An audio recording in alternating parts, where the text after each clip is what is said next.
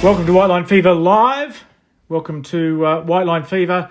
And if you're listening on rugbyleague.com, welcome to our first ever live show. And I think it was probably a fitting time to interrupt that podcast because they talked about Tony Smith being sacked tomorrow. Well, they were out by one day because the Hull FC coach has been given his marching orders. He even said in the press release that he was looking forward to staying his tenure.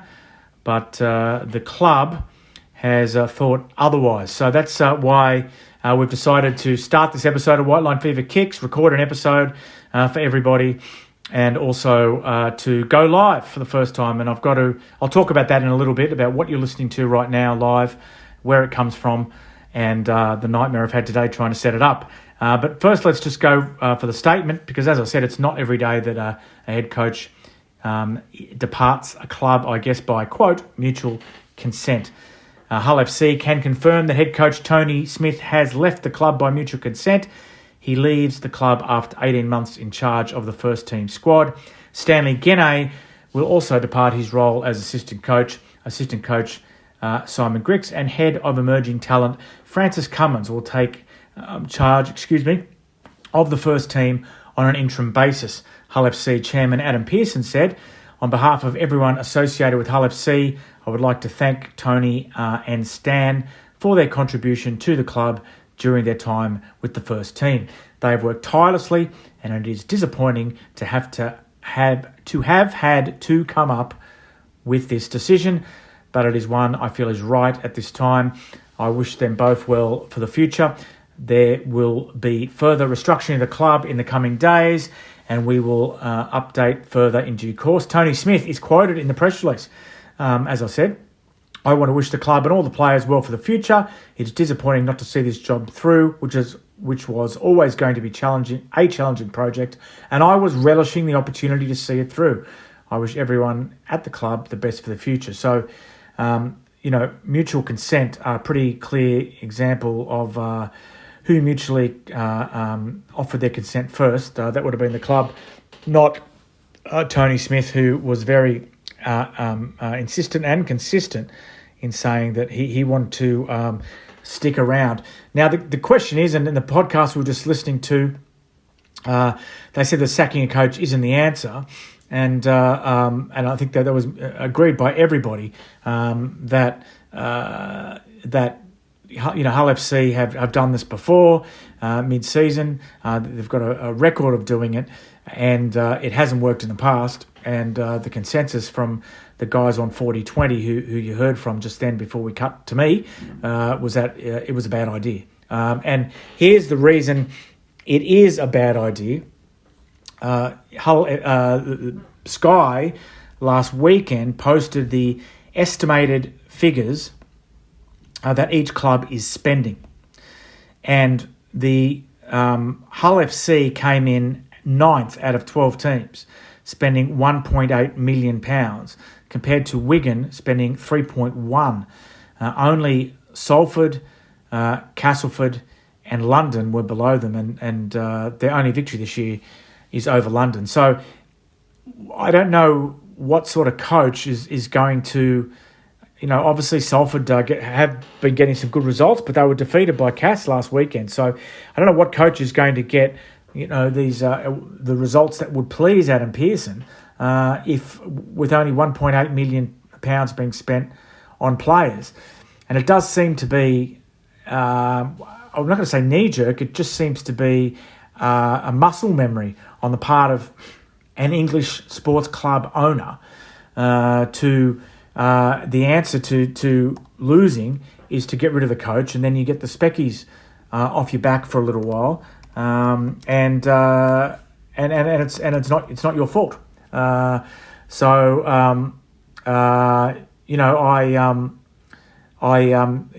just don't know where the club goes from here, because they've done it so many times before. Now, just looking at a few stories, and in the response to this. Tex Hoy, if you're an aficionado of what goes on Rugby League Players' social media, Tex Hoy unfollowed Hull the other day, and his father was giving them what for on Instagram after he'd been shopped around to other clubs. Now, Tex Hoy is still on the open market, according to the Hull Daily Mail, Hull Live. The reporter there, Daniel Tomlinson, says that his understanding is that it doesn't affect the severance package of Tony Smith.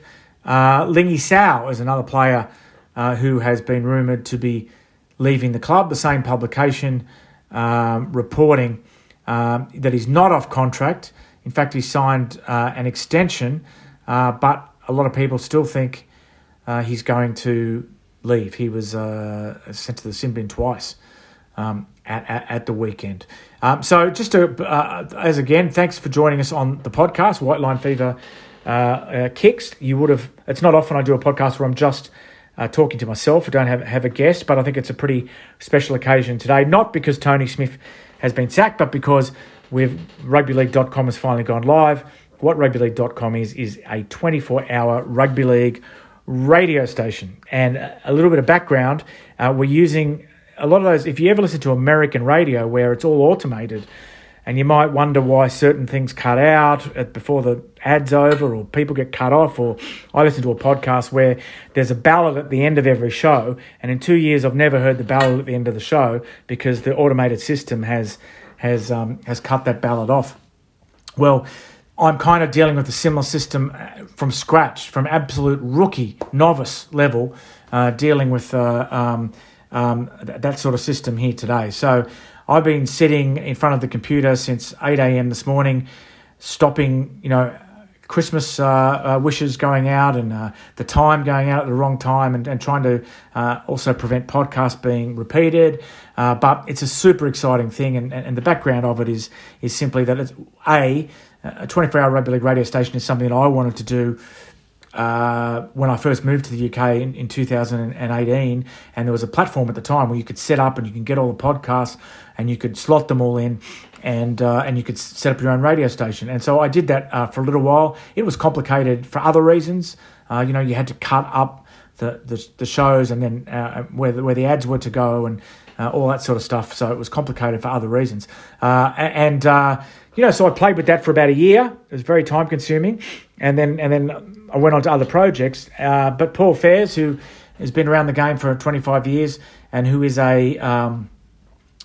who does the perimeter advertising at a pile of actually 10 of the 12 Super League clubs. He has a background in radio. He was actually a pirate DJ in the North Sea back in the 60s and 70s, and he wanted to do this too. And he owns the URL rugbyleague.com. So it's a really happy confluence of ambitions, really. So we've been working on it for a couple of months now, working up to today. And today was not intended to be anything fancy.